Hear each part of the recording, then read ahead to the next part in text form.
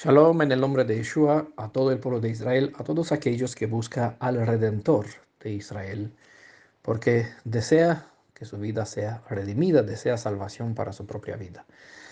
Estamos compartiendo la tercera parte y última sobre el tema cuando tu redención pende de un cordón rojo. En esta ocasión vamos a ver un tercer señal atada a tu lengua. El tercer testigo, como ya saben, eh, es una de las normas de la Torá, de las Escrituras, que todo testimonio debe estar respaldado por dos o tres testigos.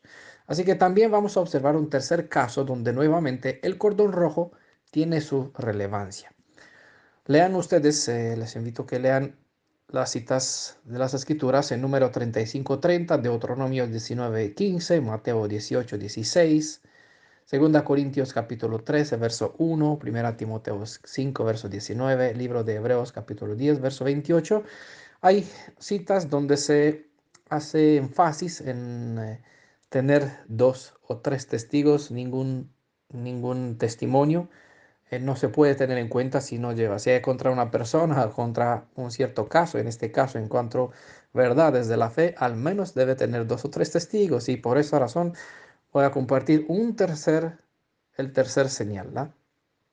Siguiendo el lenguaje metafórico, hemos visto el testimonio de la señal color rojo sobre los pilares de la casa de nuestra alma, como sucedió en Egipto, o mejor dicho, en el contexto que nosotros hemos presentado, atado a nuestra ventana, como fue el caso de Rahab, lo que hemos compartido en nuestra primera parte. Dijo un señor que nació alrededor del año 1800. Las ventanas de mi alma las abro de par en par al sol. Nosotros hablamos del sol de justicia, según se presenta en Malaquías capítulo 4, verso 2, que nosotros abrimos la ventana de nuestra alma porque deseamos que entre en nuestra vida este sol de justicia, y si abrimos las ventanas de nuestro corazón, pues Él entrará dentro. Por las mismas ventanas permitimos a los de afuera mirar las buenas obras que la propia justicia que nos brinda nuestro Redentor produce en nuestro ser. Ellos pueden mirar a través de estas ventanas que nosotros abrimos, que vea el cambio, la obra redentora que la redención produce en nuestra vida. Las ventanas del alma permiten a uno mirar adentro para ver si hay oscuridad o luz, ¿vale? Todas las ventanas que tienen atado un cordón rojo revelan que dicha casa lleva el sello de la redención. Tengo que ponerle en cuenta a las personas que están escuchando estas presentaciones, que voy a usar muchas palabras alegóricas, muchos hebraísmos, muchas metáforas, ¿no? Propio estilo hebreo, como un buen hebreo israelita, ¿verdad? Entonces, las personas que no conocen, no están acostumbradas con este tipo de lenguaje, que no conocen el significado, a lo que se refiere, por favor pueden preguntar para que sepan también, ¿vale? Los que no pregunten, pues quizás se quedarán con duda y dirán, ¿qué está diciendo esto? ¿Qué ventanas del alma? Mi alma, mi corazón no tiene ventanas. Eh, todos los corazones tienen ventanas, incluso puertas, ¿no? Por las mismas ventanas nosotros permitimos que entre el Redentor, el sol de justicia, ya. Esto estoy usando un lenguaje literal, ¿no? Nosotros abrimos la ventana para que entren los rayos solares, ¿no? Los rayos solares dentro de una casa, pues, traen buenos beneficios, para decirlo así, ¿no? Destruyen bacterias, purifica el aire, ¿no? Trae luz, ¿no? Tiene muchas ventanas abrir las ventanas, muchos beneficios abrir la ventana, ¿no? Oxigenarla, ¿no? También. Pero por las mismas están mirando la gente dentro de las casas. Por ejemplo, en Suecia, eh, desde aquí, desde España, que nosotros siempre vemos las ventanas con persianas, y por la noche todas las ventanas cierran, tiran las persianas, entonces no se ve nada dentro de la casa. Por contraste, los huecos, los que visitaron Suecia pueden confirmar porque saben, eh, las ventanas no tienen, muchas ventanas ni siquiera tienen cortinas. Entonces puedes mirar por la noche te puedes quedar tranquilamente y mirar en las casas de las personas a ver qué tal, qué cómo, qué tienen, si tiene velas, si no tiene velas, si tiene una lámpara, no tiene lámpara, qué clase de muebles. Uno puede mirar, ¿no? Es algo curioso, interesante. Bueno, no vas a ver la gente mirando, pero como yo estoy acostumbrado aquí a ver ventana cerrada, pues muchas veces me paraba delante de las casas y miraba, porque te atrae la atención, te hace, no, te atrae curiosidad. Así que es así como también nosotros podemos ver cuando las escrituras nos indica em, escudriñar los espíritus, es porque las almas em, permite que una persona vea adelante o una persona que tiene la destreza de mirar dentro del alma de otro puede ver qué espíritu hay dentro de ella, ¿no? En este caso, la redención. Yeshua mencionó el que si os amáis uno a otros, el mundo verá y sabrán que sois mis discípulos, ¿no? Entonces, con lo que expresamos, lo que vemos, lo que uno revela a través de sus hechos, de su forma de ser, puede mostrar lo que hay dentro del mismo ser.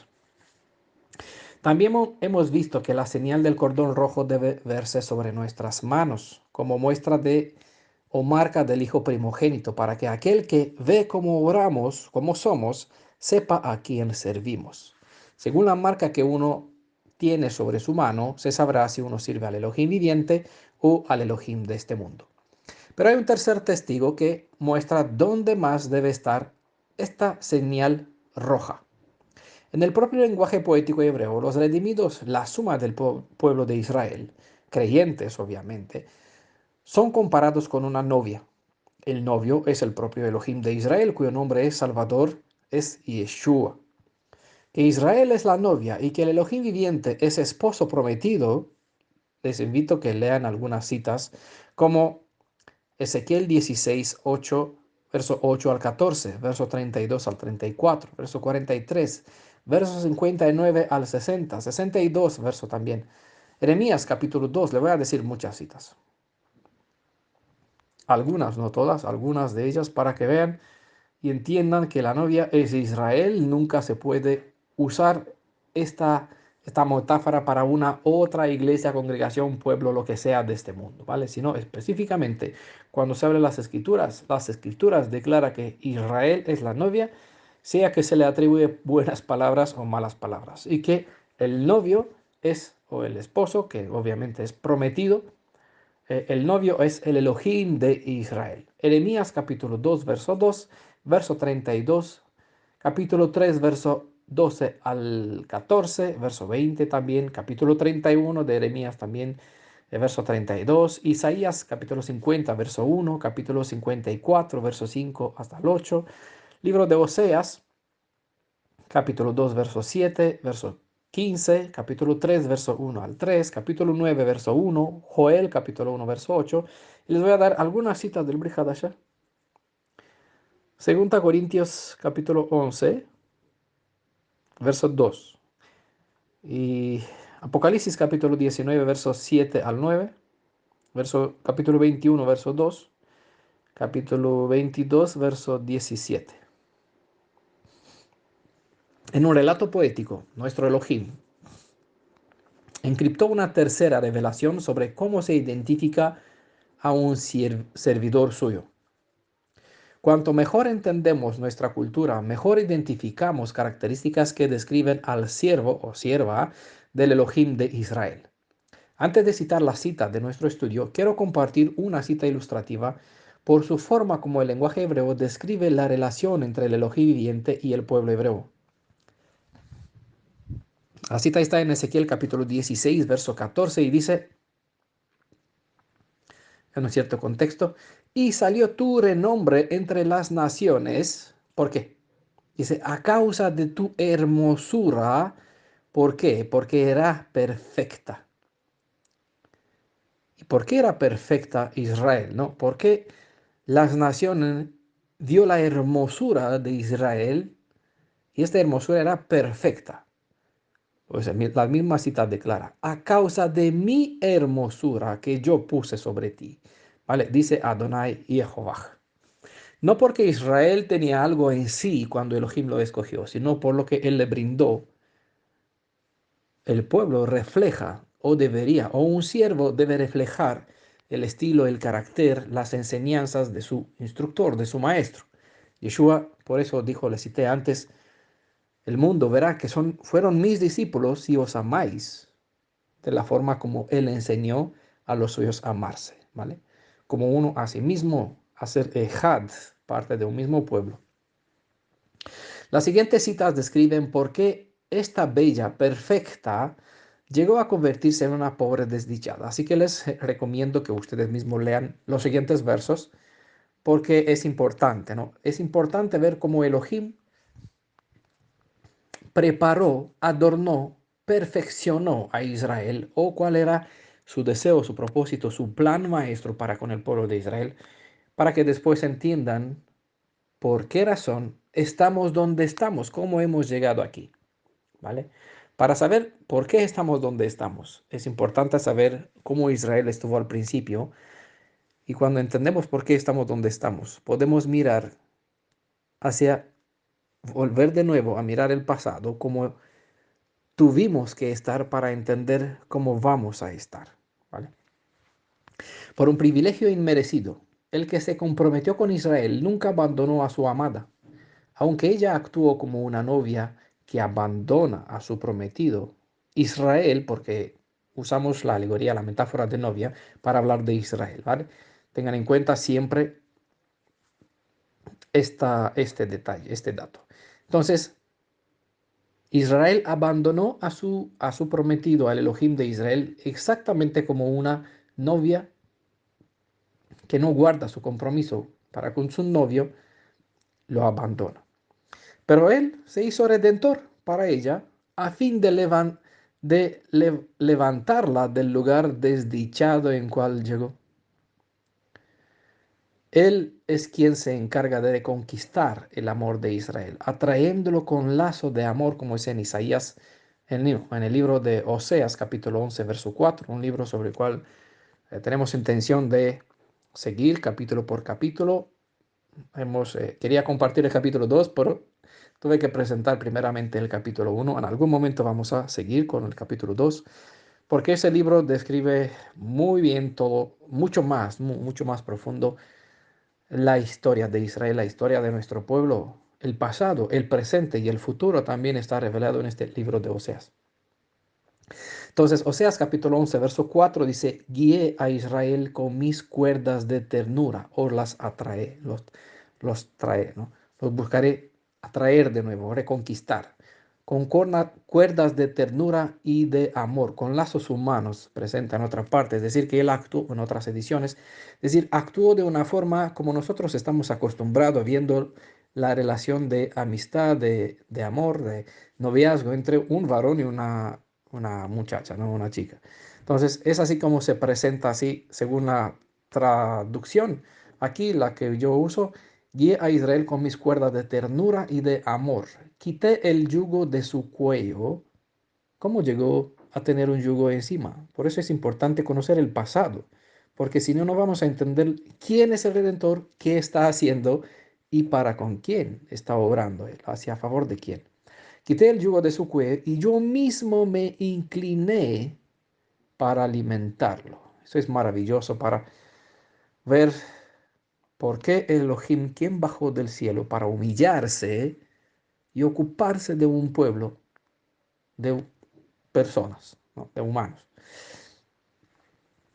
Ahora, ya sabiendo quién es el esposo, digo esto porque hemos presentado ya estudios significativos, bastantes temas sobre la identidad, del carácter, de forma de ser, su propósito, su deseo, quién estuvo en el pasado, cómo está obrando en el presente, qué tiene previsto para el futuro, todos esos detalles en otras presentaciones, bastantes horas, decenas y decenas, si no exagero, creo que hay 100 horas de audio sobre quién, cómo y cómo se expresa, quién se manifestó en el Tanaj y en Brit Hadashah, quién es el Elohim de Israel, ¿vale?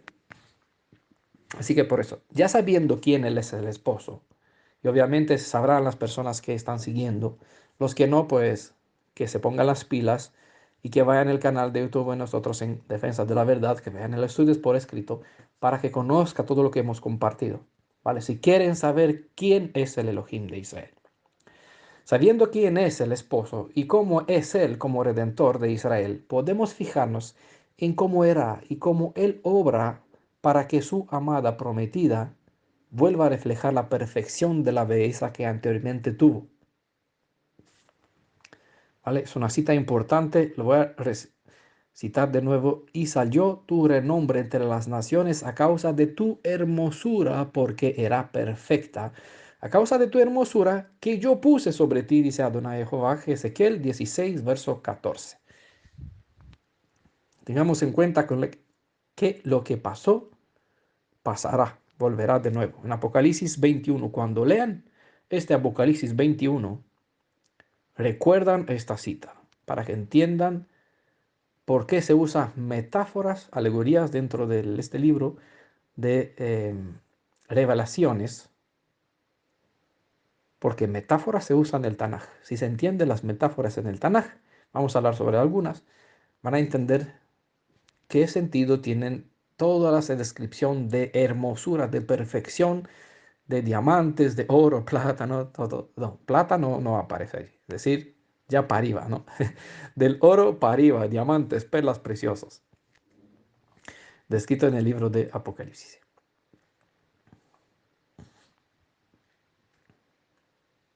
En el libro de Canto de los Cantares, ese libro sobre el cual vamos a hablar, no sé si está aquí, en el capítulo 4 se describe la hermosura de la novia. Obviamente una novia restaurada, es decir, el Israel renovado. El capítulo 4 revela 7 rasgos específicos de la bendita novia desde el verso 1 hasta el verso 5.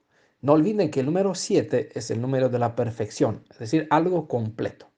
El canto poético, a pesar de que se refiere a Salomón y Sulamita, es una revelación sobre el Elohim viviente y su pueblo Israel. Sería hermoso poder eh, descodificar este libro. Es demasiado profundo. El canto poético, a pesar de que se refiere al rey Salomón y a Sulamita,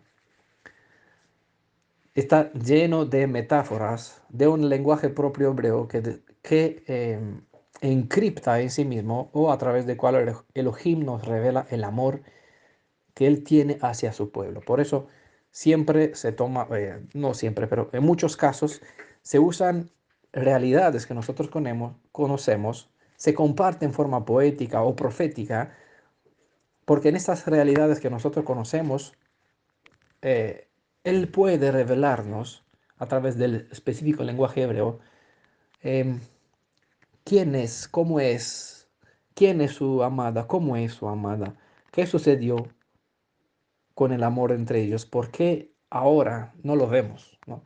Hay demasiados y demasiados detalles. Necesitamos con razón 1000 años para abrir, es decir, desenrollar este rollo, esos libros y ver todas las maravillas que Elohim nos reveló a través de las propias palabras hebreas. Voy a hacer para llegar al capítulo 4, de donde voy a citar la cita de nuestro tema. Voy a presentar un poquito el contexto, como hice con las dos partes anteriores, sobre el libro, sobre la historia de Ruth, sobre la historia de Yehudá con Tamar, este contexto. Igualmente aquí voy a presentar un poquito el contexto del capítulo 4 para rescatar algunos detalles importantes. El primer amor entre Elohim viviente y el pueblo de Israel es descrito así. Es decir, se presenta en Cantares capítulo 1, verso 15. Qué bella eres, amada mía, qué bella eres. ¿Por qué expresan esas palabras? Porque no solamente porque él tuvo tanto amor para el pueblo de Israel, que llenó al pueblo con una hermosura perfecta y las naciones veían esto, ¿va? A causa de la hermosura que yo puse sobre ti. Ezequiel 16, verso 14. Cité 3 veces esa cita en esta ocasión. Qué bella eres, amada mía, qué bella eres. Bueno, la cita continúa, solamente les leo la parte importante. Les invito a que lean las citas que citaré en su contexto, porque a veces solamente voy a citar algunas palabras, lo que tiene relevancia en lo que nosotros presentamos, ¿vale? Pero para que no se quite una cita de su contexto, ustedes deténganse y lean las citas en su contexto. Cantares 1, verso 15. Cuando él adornó el pueblo de Israel con los principios de la Torá y lo sobreabundó con sus bendiciones, luego observó a Israel y se sintió reconfortado. Israel debía resplandecer, debería reflejar el resplandor del Elohim de Israel. Es decir, eh, si recuerdan, cuando en los 7 días de la creación, a final de todo, miraba lo que hacía y decía, wow, qué maravilloso. Por eso es lo que expresa en el séptimo día. El séptimo día fue agregado como disfrute, para relajarse, como uno construye, edifica algo, siembra un jardín. Todos por aquí vi a la hermanita eh, cosechando una fresa, ¿no? De una plantecita. Dice, wow, qué bonito, ¿no? Se alegra uno de una florecita que lo tiene en su jardín. Aquí disfruta, ¿no? Es así como Elohim en el séptimo día, pues se maravilló de toda su obra. Es aquí sí, como el sentido de esa expresión, qué bella eres, amada mía, qué bella eres. Después de que la adornó con todas las bendiciones, entregó lo mejor que él tuvo para, el cielo tuvo para este pueblo de Israel. Es la expresión que el novio pudo decir detrás una vez que le compartió los mejores regalos. Israel, por su parte, ser consciente de los inestimables regalos que el Elohim viviente les brindó en un cierto momento, y sabiendo que no hay otro Elohim como el suyo, según se menciona en Deuteronomios capítulo 32, verso 31, y el Salmo 77, verso 3 como ejemplo, la novia exclamó, dice en verso 16, capítulo 1, Cantares, qué hermoso eres, amado mío, qué delicioso. Bueno, las expresiones son mucho más profundas, yo no quiero entrar en esos detalles, pero bueno, eh, si suelen, si suelen hacer uso fácil de esas palabras, amado, amada, querida amada, porque muchos comúnmente los usan por Facebook, tenga en cuenta que estas palabras están reservadas dentro de dos novios o de una relación de noviazgo o entre el esposo y la esposa. Es decir, una mujer casada o soltera que manda estas palabras a un varón casado, no cae muy bien. Es decir, no es digno, no cuadra con las enseñanzas del pueblo de Israel. ¿Vale? Eso como dato. Que tengan en cuenta los que hacen uso fácil de ciertas palabras, que no las use fuera de su contexto, más cuando se tratan de personas de sexo diferente, sexos diferentes y personas casadas entre sí, ¿no? Eh, es una contravención de las leyes. El capítulo 2 describe la intimidad, capítulo 2 del libro de los Cantares, describe la intimidad que había entre el pueblo de Israel y su Elohim al principio. En esta intimidad no entraba otra deidad ajena. Y dice en capítulo 2, verso 16, mi amado es para mí y yo soy para mí amado. Esa es una cita que en algún momento vamos a hablar más, vamos a presentar un tema sobre ella. Cuánta, cuánto me gustaría compartir, pero porque la escritura es llenísima de hermosuras y buenas palabras. Pero en algún momento aquí lo tengo como una nota en mi escritorio. Vamos a hablar sobre Cantares 2, verso 16. Israel sabía bien quién había sido elegido, quién había sido él para ser, es decir, el pueblo de Israel. Pero a pesar de que no tenía bien claro con qué grandioso amor fue rodeado, no estaba listo para el tiempo de los amores, y eso se expresó en el verso 7. Dice que no se debe despertar el tiempo de los amores hasta que no llega el tiempo para ello. Eso es bastante interesante y muchas veces esta palabra se pasa por alto porque no se ve las profecías que abarca, la profecía de tiempo, porque Israel no estuvo dispuesto en aquel momento, ¿por qué? estamos en el tiempo para que este amor se despierte y Elohim espera por nuestra parte que despertemos este amor dentro de nosotros para con él. Como la novia aún no estaba preparada para entrar en la noche de bodas, en la intimidad del cuarto nupcial, y como ella mantuvo el cerrojo cerrado a su puerta, como se expresa en Cantares capítulo 5, verso 4, el novio no pudo entrar a ser una con su prometida, un ejad con ella. Ante una puerta cerrada tuvo que marcharse. Y en Proverbios 7:20 dice, no volverá hasta la luna llena. Se llevó la bolsa con dinero. Mucha metáfora, bastante profundidad, pero vivimos esta realidad. Y no por nada muchas veces clamamos o lo buscamos y no lo encontramos, porque se llevó la bolsa de dinero. Y le invocamos las bendiciones que están, pero en el capítulo 3 nos revela que cuando Israel llegó a sentir la falta de amor que le brindó el Elohim viviente en el pasado, lo buscó más, pero no lo halló. Dicen Cantares capítulo 5, verso 6, porque se marchó. Por eso, queda una cita pendiente. Llevo un año hablando de ella, mencionándola. Elohim hará algo nuevo. La mujer rodeará al varón, porque es aquí el deber de la novia.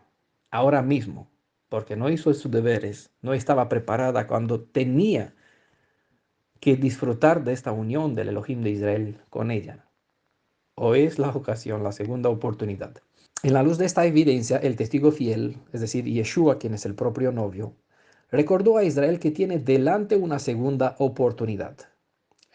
Lo que nos recuerda a nosotros, es decir, a nosotros nos está hablando porque nosotros somos descendencia, linaje de Israel y tenemos una segunda oportunidad. Esta vez, Él no entrará tratando de abrir desde afuera la puerta cerrada, sino que estará esperando a la puerta a que Israel le abra el cerrojo para que entre para cenar, como se menciona en Apocalipsis o como está en el libro de los Cantares, intimar. Estaré a la puerta tocando. El que abrirá la puerta, entraré y cenaré con él y él conmigo. ¿Vale? En Cantares expresa ese sentido, tendrá intimidad. ¿Vale? Lo mismo se expresa en libro de Oseas, donde se menciona, por fin me conocerás. Es decir, por fin vamos a tener esta intimidad que el novio con la novia llega a tener en las noches de boda, cuando se convierte en esposo y esposa. Una sola carne. Casa dos, no dos personas, distinta forma una casa, pues dos personas cuando se casan, la letra B, lo que hemos aprendido de este significado, que tiene el valor numérico 2 y describe, define, representa una casa. Entonces, dos personas cuando se casan ya forman lo que se expresan casados, ¿no? Un matrimonio. En el capítulo 4 se hace evidente el corazón del novio como él ve y como aún anhela a su prometida. Anhela reencontrarse con su amada. Él aún ama a Israel con toda la intensidad expresada en el momento cuando él le declaró su voto de compromiso para con ella a través de sus 10 palabras del pacto. Como seguimos un tema específico, nos vamos a centrar en la evidencia que corresponde a nuestro estudio y por qué es importante esta tercera prueba relacionada con la cinta roja. Pues si prestan atención al capítulo 5 del libro de Cantares, observarán que hay otras hijas que tienen otros novios. Israel es una novia que tiene un novio diferente de todos los demás. Es importante saber diferenciar la hija de Israel, que en este caso se presenta como Sulamita, de las demás hijas, y al novio que en este caso es Salomón, de los novios de las demás hijas. ¿Vale? En capítulo 5, aquí tiene una revelación que hay muchas otras cultos, creencias, pueblos, naciones, grupos, sectas, como quieren llamarlos, religiones en el mundo, que todos pretenden lo mismo, tener un origen, tener el Salvador. Todos tienen a su novio, Algunos le llama Krishna, otro le llama Tamuz, otro le llama Jesús, otro le llama Yahshua, otro le llama Yahshua, otro le llama Yehoshua, ¿no? En el mesianismo hay muchos. En el judaísmo ellos esperan a un Mesías, no sabe quién es, pero espere, bueno, cada uno tiene sus mitos, otros tienen a Thor, los nórdicos, hay muchísimos, y por eso se pone, ¿con qué es diferente? ¿Qué, qué distintivo tiene tu novio a quien tú buscas, diferente de los demás? ¿No? Por eso es importante, y Elohim nos insta en el día 10 del mes de la Aviv, ¿no?, que escogemos al cordero y que lo observemos hasta el día 14 antes de inmolarlo, a saber si este es el cordero perfecto como debe ser. ¿Vale? Por esa razón, tenemos que hacer, incluso hace falta, hacer diferencia, conocer bien quién es el Redentor y Elohim de Israel, porque si no lo conocemos bien, como lo describe Sulamita en el capítulo 5, ella conocía, Israel sí conocía en el pasado, pero ahora nosotros no lo conocemos. Nosotros tenemos que buscar los rasgos de cómo debe ser nuestro novio para que cuando lo vamos a ver, digamos, este es nuestro Redentor, este es nuestro Salvador, este es nuestro Elohim en quien teníamos confianza que nos redimirá, este es nuestro esposo. ¿Con qué es diferente? Pues mira, así estas son sus rasgos. Sobre esta hija y novia se dice en el capítulo 4, verso 3, y esta es la cita principal de nuestro estudio. Cuando tu redención pende de un cordón rojo. En este caso dice, tus labios, está hablando de Sulamita, Salomón a Sulamita, es decir, está presentando el Elohim de Israel y novio de Israel, Yeshua, sobre su amada, sobre su novia, sobre el pueblo de los redimidos. Tus labios como hilo de grana y tu habla hermosa. ¿Vale? Esa es nuestra cita. Canto de los Cantares, capítulo Shir Hashirim, capítulo 4, verso 3.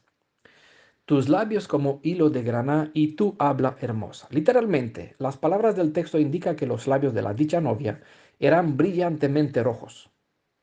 Y como el verso anterior hace mención de la hermosura de sus dientes, entendemos que la mirada del novio se detuvo sobre la boca de su novia y lo que ésta expresa le resultó muy agradable. Labios y habla no son sino un solo rasgo.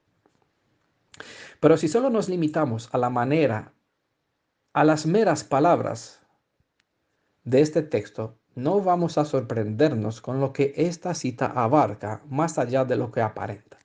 Sino que simplemente nos vamos a quedar con lo que expresa el texto y vamos a pasar de alto. Tus labios como hilo de granada, de graná y tu habla hermosa.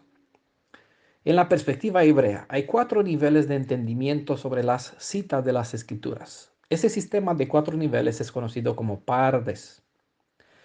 Esta palabra en realidad no es una palabra, sino un acróstico, ya que cada una de sus letras describe un cierto nivel de profundidad en la lectura de las citas bíblicas. La letra P de pardes, la letra P, hacer un acróstico, cada letra de hecho que tiene un significado, ¿no? Esta letra P viene de la palabra hebrea peshat, que significa simple. Este es el primer nivel y describe lo que se entiende de una cita al leerse meramente solo el sentido o solamente viendo el sentido literal. ¿Vale? Como aquí leemos tus labios como hilo de grana y tu habla hermosa. ¿Por qué entendemos? Que esta chica pues tenía los labios pintados, como era común en aquel tiempo, desde Egipto también, ¿no? Se pintaba de color rojo, rojo intenso.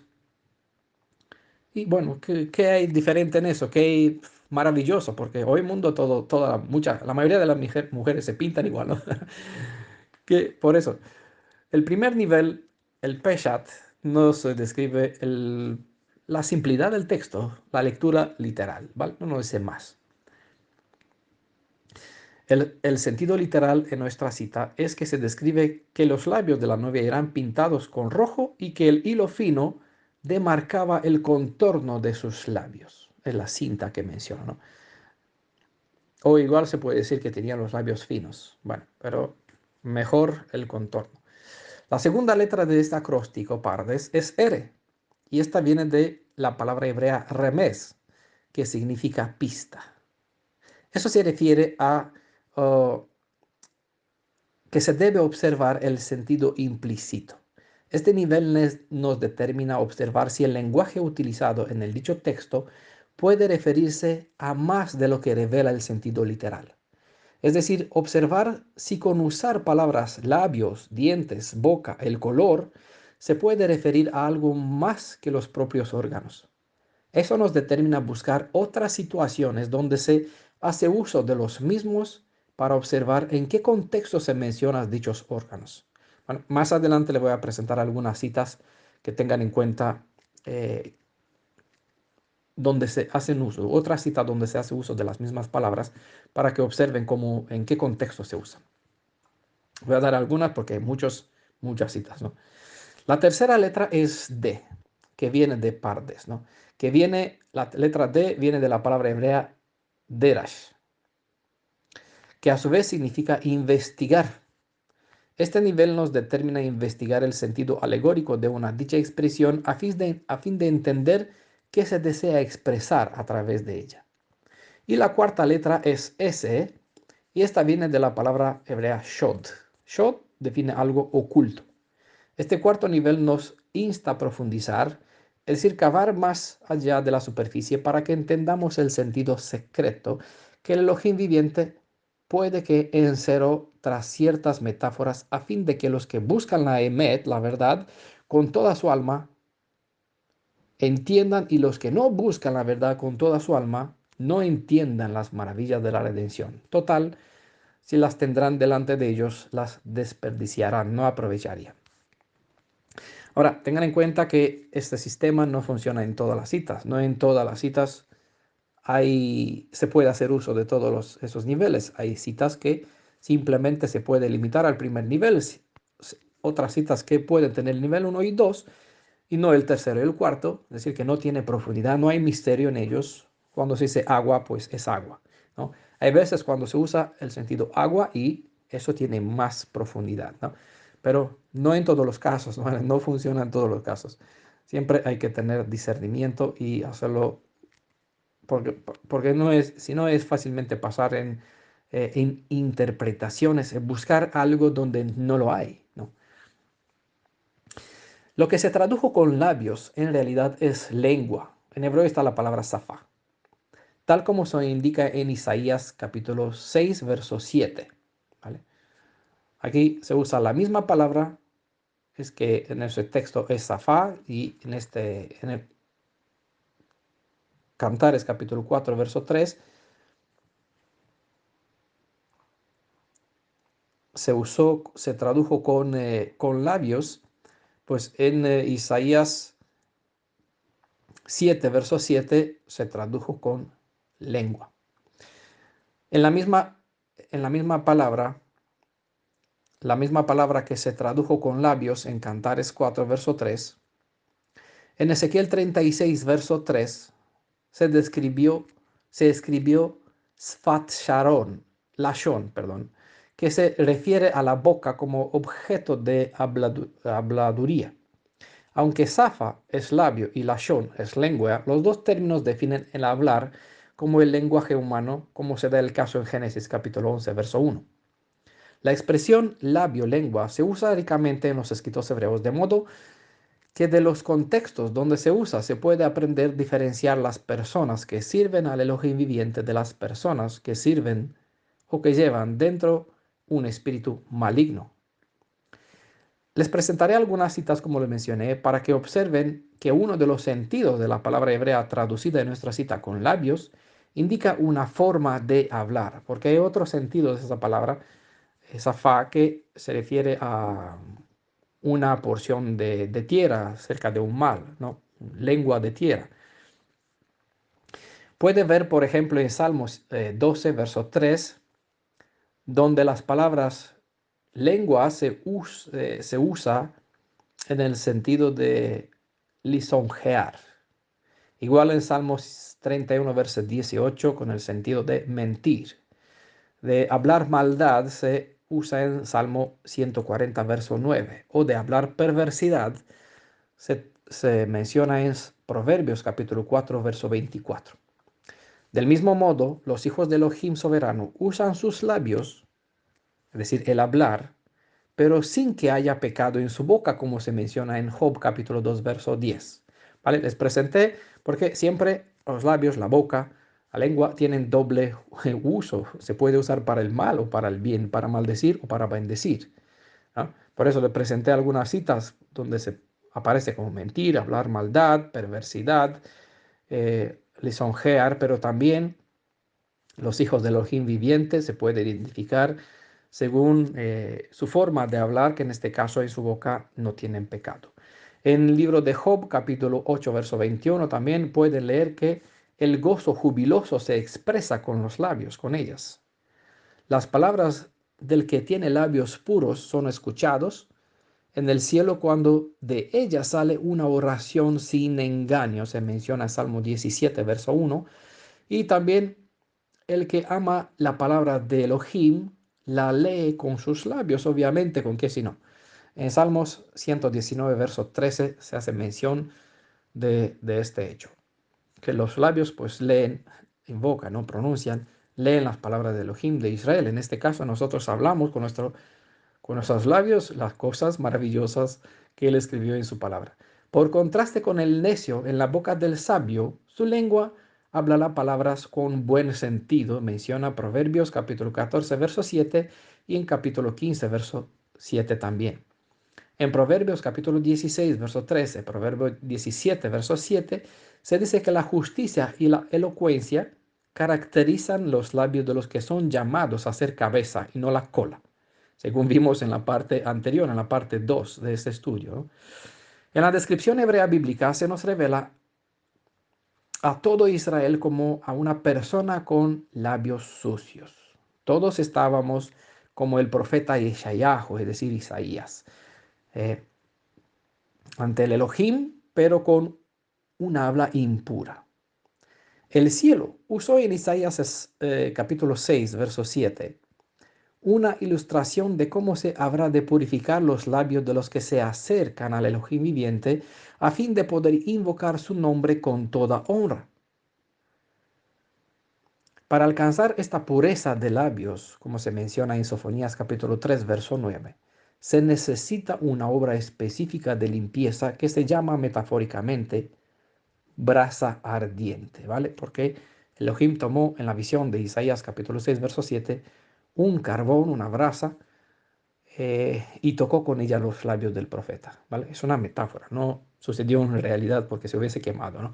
Es una realidad porque él expresó, ay de mí, pereceré, moriré, porque vi con mis ojos al Altísimo.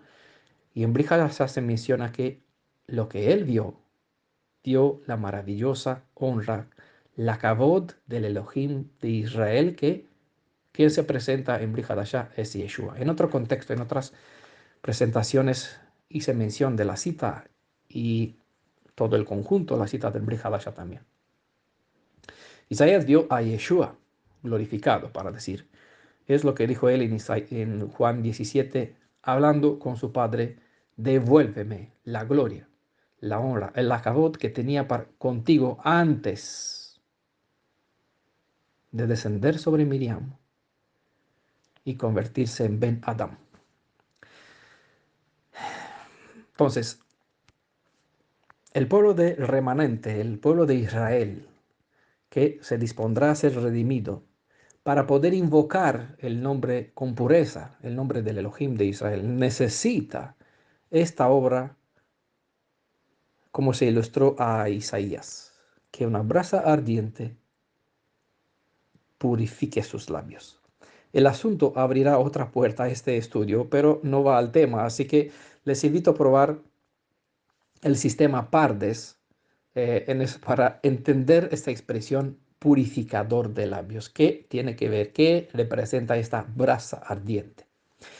A duras penas, algunos logran dejar de invocar nombres de deidades ajenas, aún más cuando se refieren al Elohim de Israel.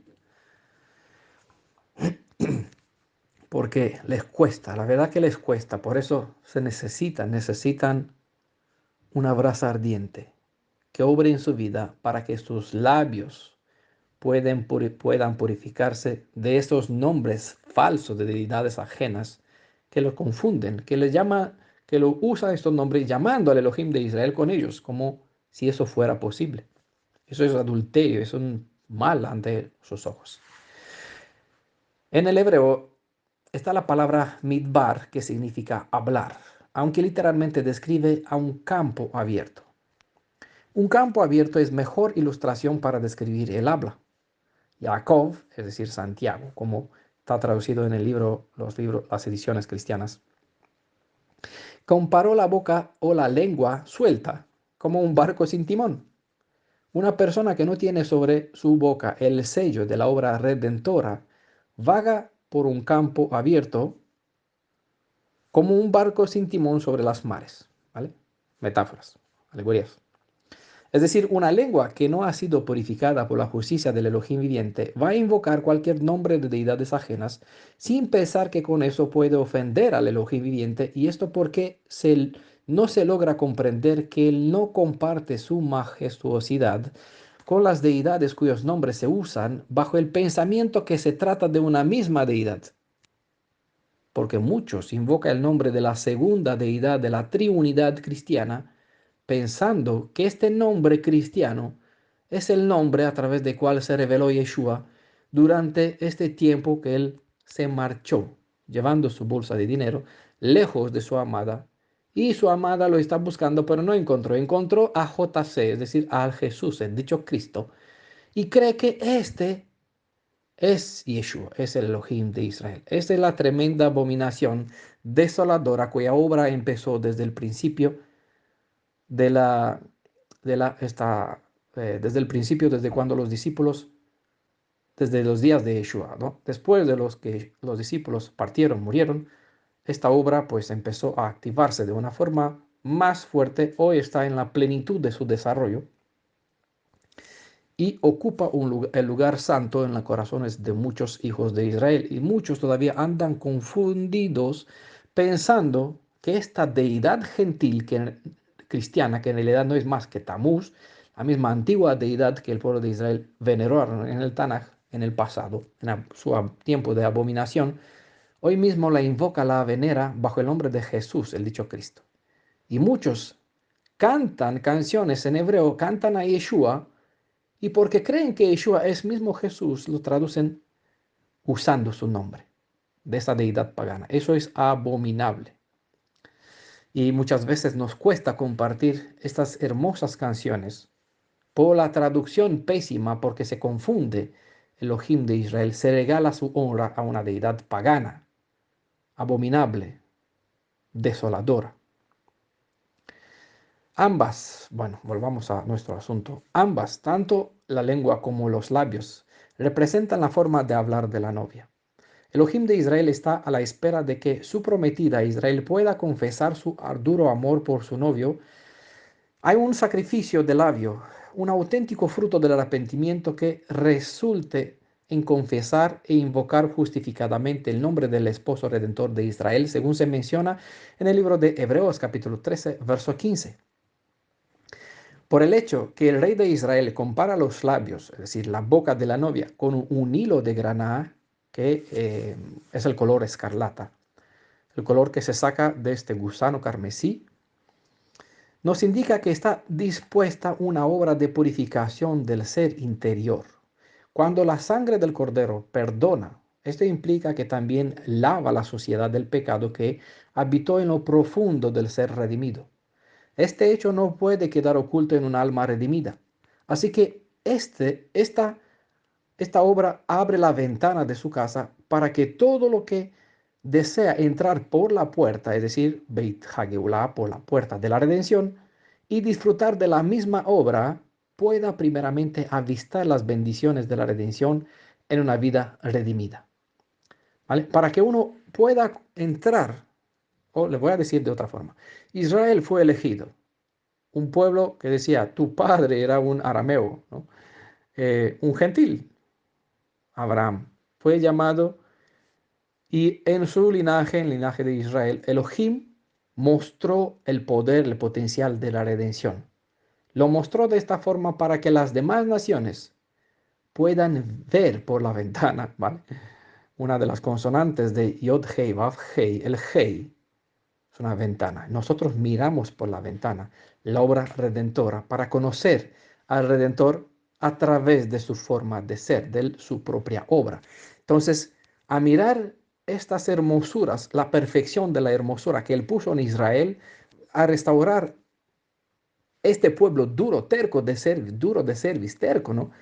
Eh, restaurar de una forma maravillosa, los que miran pueda decir, pueda encontrar, decir, "Buf, nuestro amo, nuestro Señor a quien hemos servido toda nuestra vida, pues no puede hacer nada, no nos redimió, gritamos, lo invocamos, no curaron nuestras llagas, entonces como sucedió en el pasado en Egipto, lo mismo pasará.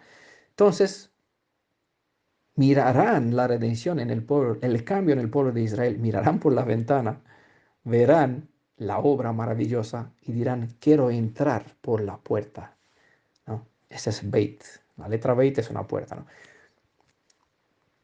La letra Beit es una casa, pero la casa tiene una puerta. Y vamos a ver sobre eso cuando vamos a hablar sobre la letra Dalet, ¿no?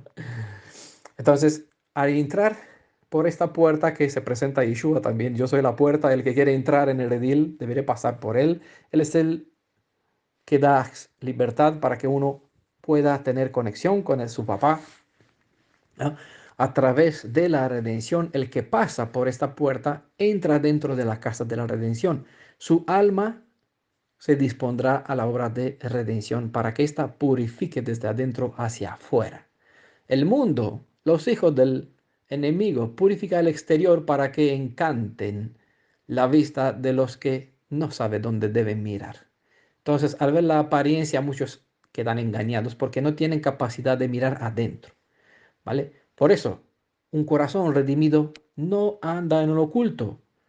Abre la puerta de su corazón, es transparente porque no tiene nada que ocultar, ¿vale? ¿Por qué? Para que el que ve dentro pueda ver cómo obra la redención en su vida, pueda ver el fallo y la disposición del alma a ser corregida y ver cómo la redención obra la corrección y el cambio dentro de la persona.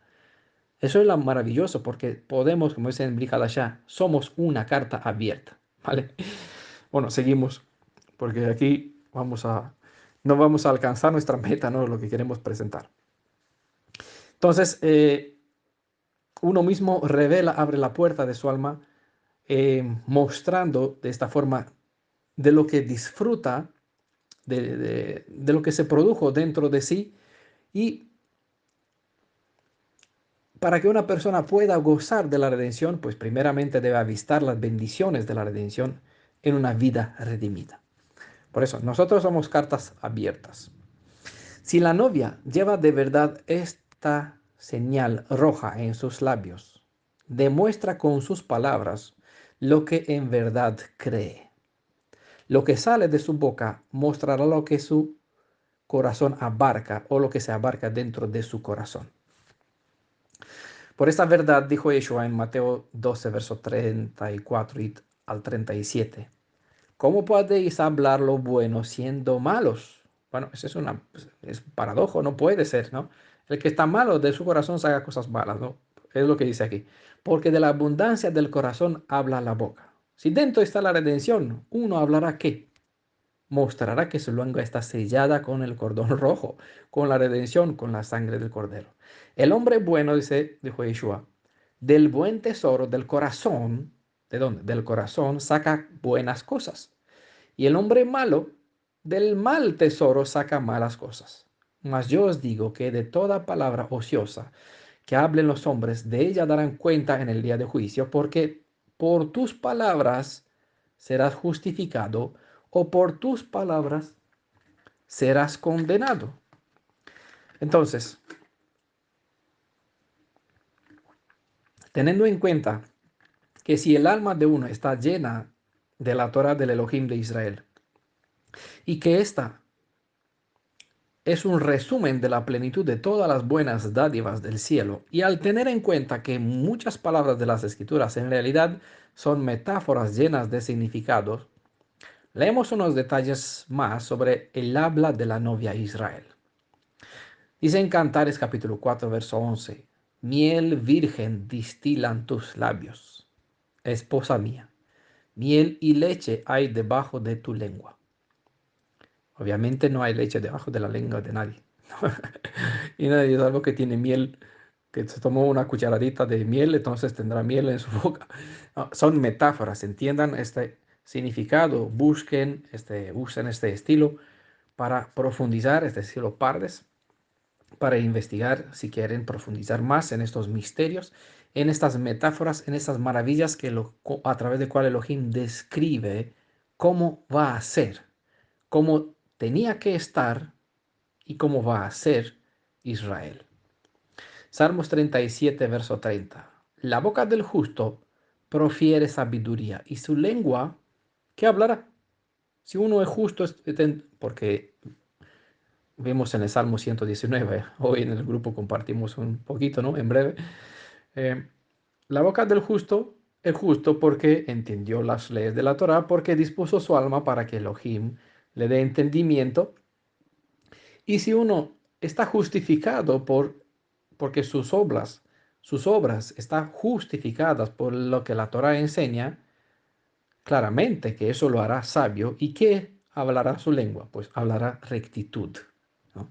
Proverbios capítulo 10, verso 13, verso 20, verso 21 dice, en los labios del entendido se halla sabiduría. Porque no es lo mismo leer con entender o discernir lo que uno lee. La mayoría lee en la Biblia. El reto es lograr tener discernimiento y entendimiento sobre lo que estamos leyendo. ¿Vale? Lucas capítulo 4, verso 22. Y todos hablaban bien de él y se maravillaban. ¿Por qué? Se maravillaban de las palabras llenas de gracia que salían de su boca. Entonces es lo que si la novia tiene la redención dentro de sí, o si un redimido tiene la redención dentro de sí, su obra redentora se activó en su vida y se aferra a la palabra de Elohim, guarda la Torah, trata de ponerla y la va a poner, no trata, la va a poner por obra, ¿vale? No es intentar, es lograr hacerlo, esforzarse si, en todo caso para cumplir con ella porque hay vida. Esta es la vida.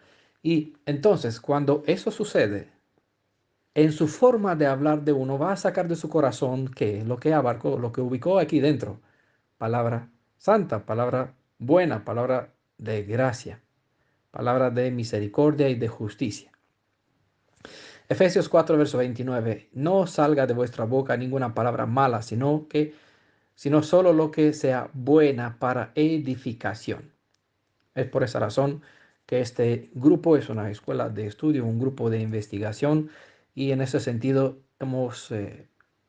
se hizo un grupo aparte, la familia de Yeshua, como se llama en WhatsApp, y aquí los participantes en ese grupo de investigación pueden hablar de otras cosas, de cosas personales. Aquí en el grupo, lo que es de edificación para el alma, para el futuro, para la vida eterna, para la redención, ¿vale? Colosenses 4, verso 6 dice, que vuestra conversación sea siempre con gracia, es decir, equilibrada, sazonada como con sal, para que sepáis cómo debéis responder a cada persona, es decir, misericordia y justicia, sabiendo que van de mano. Según el caso, a cada persona hay que dar por igual, decir buenas palabras o usar la vara cuando es el caso, ¿vale? La corrección, la reprensión con toda autoridad, decía el mismo Pablo, siempre y cuando es imprescindible. Si pretendemos lograr ser una nación de reyes y sacerdotes y ser parte de la novia del Redentor, pues debe primeramente que recuperemos la dignidad concedida y luego actuar como es debido. Vamos a leer de una forma diferente una cita del Tanaj, esta vez con la conciencia que somos parte de Israel, es decir, la novia que se prepara para su día de boda. Ojo, esta cita o la siguiente lectura, como lo voy a leer, incumbe a todas las personas que entraron en alianza con Yeshua mediante la inmersión tefilá en su nombre. Si una persona no está bautizada, sumergida en el nombre de Yeshua, sería un atrevimiento leer de esta forma o atribuirse o tratar de invocar sobre sí, como lo voy a leer las siguientes citas. ¿Por qué razón? Porque si uno no cumple con las condiciones de estar dentro de la alianza, no puede, porque no va a hacer, aunque lo va a hacer, aunque lo leerá así, no le usará, no funcionará, ¿vale? Simplemente le voy a decir así, no funcionará. Hacedme caso. En Malaquías capítulo 2, versos 6 al 7, voy a leer estos versos 6 y 7 de una forma diferente. Le voy a leer para las personas y espero que tú los leas así, tú que me escuchas, que ya has sido bautizado en nombre de Yeshua, has entrado en la alianza, estás bajo la obligación de respetar, de cumplir con todo lo que está en la Torah. Y obviamente no leerla, sino ponerlo por obra, vimos en el Shabbat anterior. La leemos, la estudiamos día y noche a fin de ponerla por obras. Leemos así. La ley de verdad debe estar en mi boca, e iniquidad no se debe hallar en mis labios. En paz y en rectitud tengo que aprender a caminar con Elohim, con Adonai, con Elohim de Israel. Y a las ovejas perdidas de la casa de Israel tengo que ayudar a recobrarles de la culpa, pues mis labios deben aguardar la ciencia, y la Torá de Adonai se debe hallar en mi boca, porque se me brindó ser un embajador o una embajadora para el Adonai Zebaot. ¿Vale? Entiendan por qué limito esta cita, esta forma de hablar, al que se sometió a la autoridad de la Torá, convirtiéndose en un hebreo israelita. Aquí, en estas dos citas, está incorporada la obligación que tengo para con el Elohim y para con mi hermano. ¿Vale? Es el resumen de la obligación.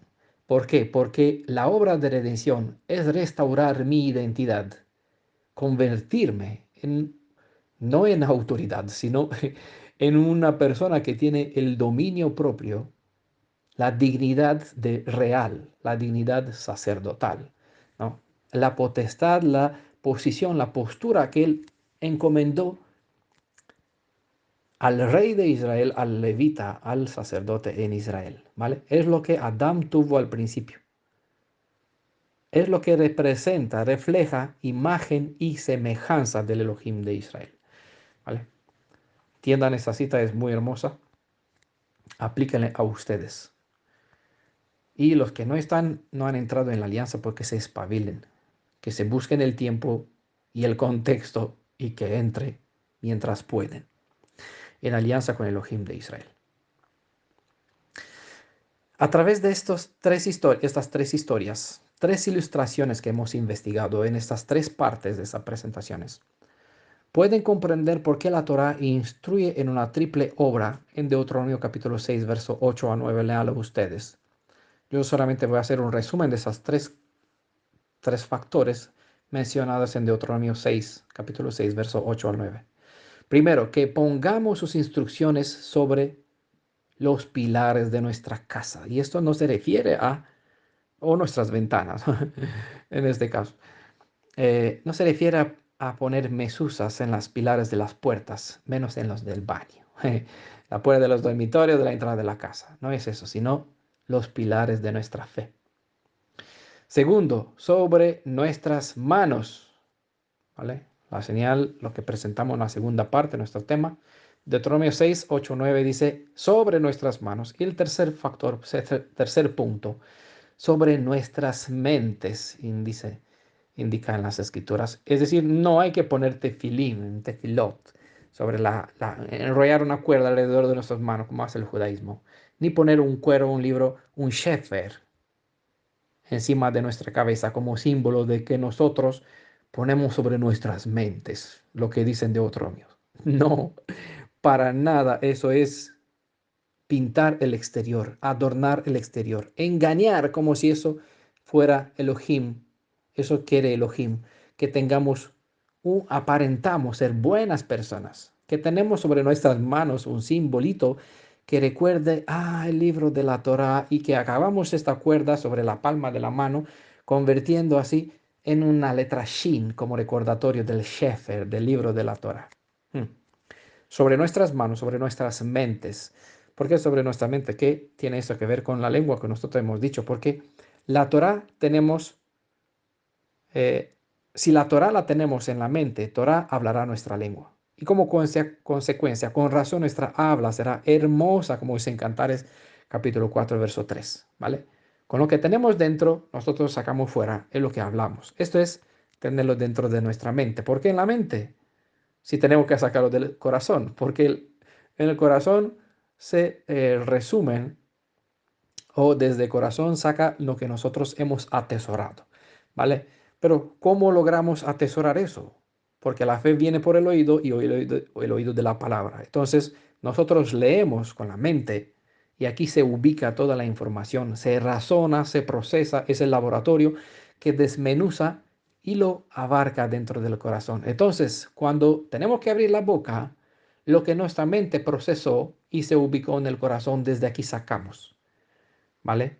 Justicia, usamos la mente cuando hace falta, es necesario. Del corazón la emoción cuando es necesario, ¿vale?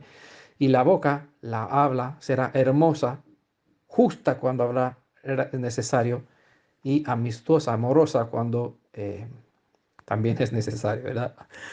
Si vamos a tener en cuenta estas instrucciones, estas triples instrucciones, se nos asegura la protección en el tiempo cuando estallará la ira de Elohim, como se dice en Isaías capítulo 26, verso 12. Anda, pueblo mío, entra en tus aposentos, es decir, vamos a gozar de un tiempo de protección en la fortaleza que es Elohim. Cierra tras ti tus puertas, dice en esta cita Isaías 26, 12. Escóndete por un poquito, por un momento, porque la ira no durará años, 3 años y medio de persecución, tribulación. Olvídense de eso. No hagan caso a las personas que les habla tal cosa, ¿vale? Al menos yo hasta la fecha no encontré eso en las escrituras. Aquí dice por un momento y 3 años ya es demasiado. Un año es demasiado. Solamente cuando alguna persona escuchan que lee, se dan con este plan de mía, se asustan y no saben qué van a comer mañana, qué van a hacer mañana. Imagínense años. ¿Ah? Aquí dice, por un momento, en tanto que pasa la ira. Que nadie tome en broma las instrucciones del cielo y por ende que no vea en la Biblia solo meras historias, porque si no, lo que dice en Josué 2, verso 19, citamos, cualquiera que saliera fuera de la puerta de tu casa, su sangre será sobre su cabeza. Josué capítulo 2 y Josué capítulo 2, verso 19, hemos presentado al principio en la parte 1 sobre la historia las instrucciones que se dio a través de los dos espías, entre comillas, ¿no? A Rahab. Cualquiera que saliera fuera de las puertas de tu casa, su sangre será sobre su cabeza. Entonces, el consejo de Elohim es claro. Entra en tus aposentos, cierra las puertas detrás de ti, escóndete por un poquito, por un momento, en tanto que pase la ira. En aquel momento, los que harán caso a las instrucciones que estamos compartiendo serán protegidos, porque Elohim lo prometió. Y como dijeron los dos testigos, los dos enviados, los dos espías, ¿no? Eh, si alguno os tocará, que su sangre caiga sobre nosotros. En este caso, se aplica a Elohim. Elohim juró que él redimirá a precio de su palabra. Y la palabra de él es igual en valor de su propia persona. Entonces, no cabe la posibilidad alguna que él falle, es decir, que su palabra no se cumpla en cuanto a la redención. Él garantizó a 100% seguridad para las personas que entran, que hacen caso a esas instrucciones, que encuentra la manera de ocultarse, que tiene este señal sobre su vida, pues el ángel de la destrucción no los tocará, no entrará para matar. La siguiente instrucción aún sigue vigente, la siguiente que les voy a leer, ¿no? Ya que la historia repite su hecho. Éxodo capítulo 12, verso 22. Es historia pasada, profecía ya casi presente, ¿vale? Es futura para nosotros todavía, pero estamos a la puerta de su cumplimiento. Y tomad un manojo de hisopo es lo que nosotros tenemos que hacer, los que no hicieron, los que no entraron en alianza, y los que entraron debe asegurarse que su vida está sellada con la sangre del cordero. y mojadlo en la sangre que está en un lebrillo, y untad el dintel y los dos postes, ¿vale? No hay que poner mesusa en la puerta, sino hay que poner el sello de la redención sobre tu puerta, ¿vale? La cuerda roja, la señal que puso Rahab a su ventana, con la sangre que estará en el lebrillo, ungí los dos dinteles de los dos postes con la sangre que hay en el lebrillo, ¿no? Y ninguno de vosotros salga de la puerta de su casa hasta mañana, ¿no? Dice, hasta un tiempo, 3 años y medio que se interpreta. 3 años y medio de bienestar, 3 años y medio de mal. 7 años que se sacaron de no sé dónde. Por aquí algunos judíos mesiánicos o intérpretes cristianos mesiánicos. ¿Vale? Aquí dice, ninguno de vosotros salga de la puerta de su casa hasta mañana. Aquí se identifica un tiempo demasiado corto, que en este caso fue 24 horas. En la cita anteriormente citada, Isaías 26:12 dice, en tanto que pase la ira, por un momento, escóndete un poquito. ¿Vale? ¿Cuánto es un poquito? Puede ser un día, dos, tres, una semana, no sabemos cuánto será, pero no será lo que dicen ellos. Al menos yo no encontré la interpretación que por aquí se propaga por las redes sobre el tiempo de persecución y marcas y microchip de la bestia, todo eso. Yo no lo encontré en la Biblia eso. El que busca en otros libros, como vimos recientemente, que se enseña en el Mishnah, en otros libros, pues pueden buscar. Nosotros buscamos en el Tanaj y en el Tanaj no encontré tales interpretaciones sobre Apocalipsis. El Elohim Redentor puso en Sion un rebaño, dentro del cual debemos mantenernos porque este lugar está bien protegido en sus manos. Si nos mantenemos en él, la sangre de la alianza del pacto será el sello que nos garantizará el compromiso del Altísimo para protegernos en el tiempo de angustia que vendrá para probar a los moradores de la tierra, según pueden leer Apocalipsis 3, verso 10. La caída de la fortaleza de Jericó es un tipo para entender cómo será el juicio que sobrevendrá sobre el reino del Elohim de este mundo. Este juicio está pendiente comenzar y para los que tienen un temor reverente ante el Elohim de Israel se les aconseja en Sofonías capítulo 2 verso 1 al 3 depositar sus vidas en sus manos para hallar protección en el tiempo cuando se derramará su enojo sobre un mundo lleno de prostitución. Si nuestra vida está escondida en Mashiach, Yeshua, como dijo Shaul, es decir, Pablo, ¿no? En Colosenses capítulo 3, verso 3, entonces gozamos de la salvación redentora. Si nosotros cumplimos nuestra parte, entonces hacemos lo que Él nos indica.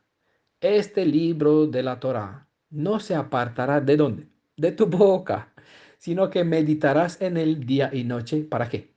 Para que cuides de hacer todo lo que en él está escrito. No para tener buen conocimiento, no, sino para vivir, para cumplirlo, para ponerlo por obra. ¿Por qué? Porque entonces harás prosperar tu camino y tendrás éxito. Josué capítulo 1, verso 8.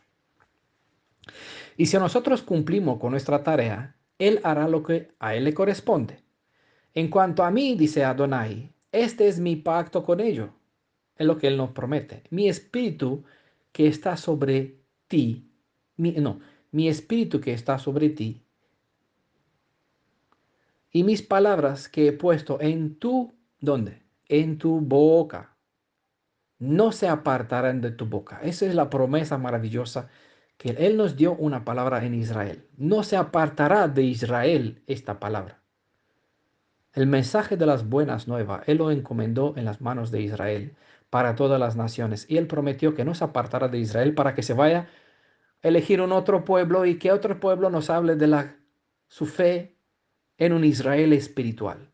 Mis palabras que he puesto en tu boca, hablando a Israel, no se apartará de tu boca, ni de la boca de tu descendencia, porque nosotros podemos decir, ay, pero nuestros padres sí en Sinaí, ni de la boca de tu descendencia, ni de la boca de tu descendencia, dice Adonai, desde ahora y para siempre.